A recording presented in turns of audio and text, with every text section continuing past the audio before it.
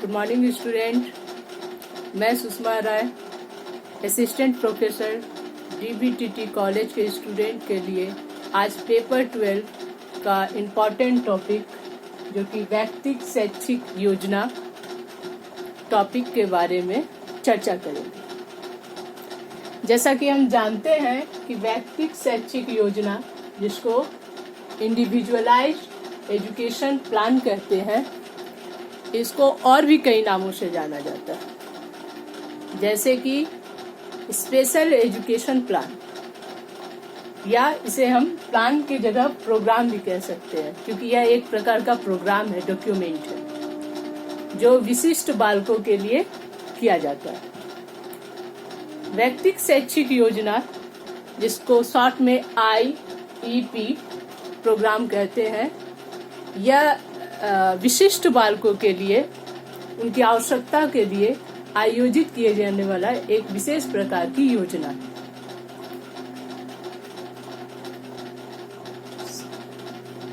यह ऐसी योजना है जो विशिष्ट असमर्थ बालकों की शैक्षिक जरूरतों की पूर्ति करता है। कह सकते हैं कि IEP is a program या document developed to ensure that special disabled child's needs and requirement can be identified and fulfilled। अर्थात कि विशिष्ट बालकों की आवश्यकताओं और उनकी जरूरतों को पहचान किया जाता है और उसको ज्यादा से ज्यादा उन कमियों को दूर करने का प्रयास किया जाता है। तो इसके लिए ही IEP का आयोजन किया जाता है। अब बात ये उठती है कि IEP की जरूरत क्या है। समावेशी शिक्षा में दोनों तरह के बालक पार्टिसिपेट करते हैं, सामान्य बालक और विशिष्ट बालक। तो सामान्य बालक और विशिष्ट बालक दोनों समान रूप से समावेशी शिक्षा में शामिल तो होते हैं, लेकिन क्या इससे समस्या हल हो जाएगी? तो क्या ऐसा हो सकता है कि मान ले हम 2 पैर के बालक, जिसके दोनों पैर सही हो, और एक दूसरा बालक जिसका एक पैर में किसी तरह की दिक्कत है, परेशानी है, वो दौड़ने में डिजेबल है, असमर्थ है, तो ऐसी परिस्थिति में दोनों बालकों को एक साथ दौड़ाया जाए, समान दूरी के लिए समान समय दिया जाए, तो क्या ये सही होगा? बिल्कुल नहीं।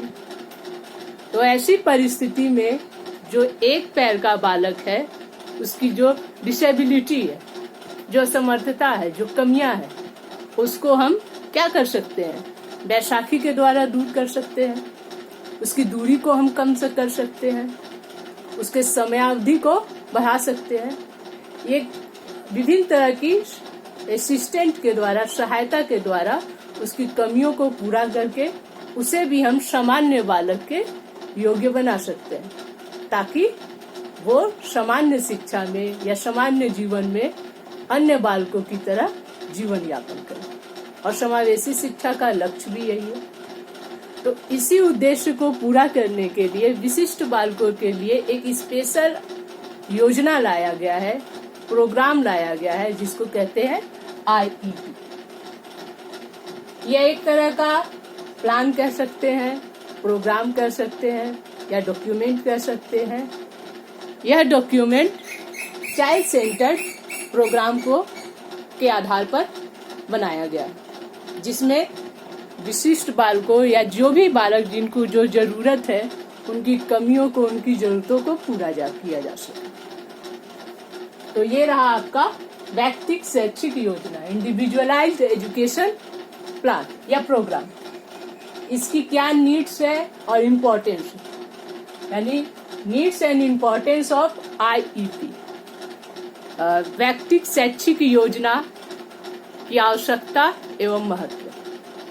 तो जैसा कि हम जानते हैं कि समावेशी शिक्षा का लक्ष्य ही है सभी प्रकार के बालकों को योग्य बनाना। तो आईईपी इस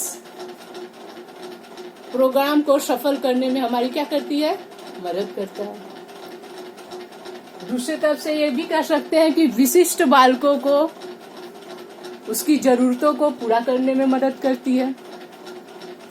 तीसरा महत्वपूर्ण बिंदु ये हो सकता है कि विशिष्ट बालकों के समाजीकरण में मदद करती है, उनको सामान्य रूप से कार्य करने का अवसर प्रदान करता है, बालकों में समानता की भावना उत्पन्न करती है और स्वस्थ समाज के निर्माण में मदद करती है। तो आईईपी की आवश्यकता बहुत ज्यादा है और महत्व भी, क्योंकि इसके बिना विशिष्ट बालकों की कमियों को दूर नहीं कर सकते हैं और ना ही उनको सामान्य कक्ष में जो समावेशी शिक्षा में किया जाता है उसका टारगेट पूरा किया जा सकता है। अब रहा AIIMS and objectives of IEP. तो आईईपी का उद्देश्य ही है विशिष्ट बालकों की कमियों को समझना, उनके कमियों के अनुसार जो आवश्यक मदद हो या एकोमोडेशन हो या असिस्टेंट हो या करिकुलम हो, जो भी रिक्वायरमेंट हो उसको पूरा करना, ताकि वे भी समावेशी कक्षा में बैठकर सामान्य बालकों के साथ शिक्षा ग्रहण कर सकें। तो ये रहा आईईपी, उसकी परिभाषा, उसका महत्व, उसका उद्देश्य।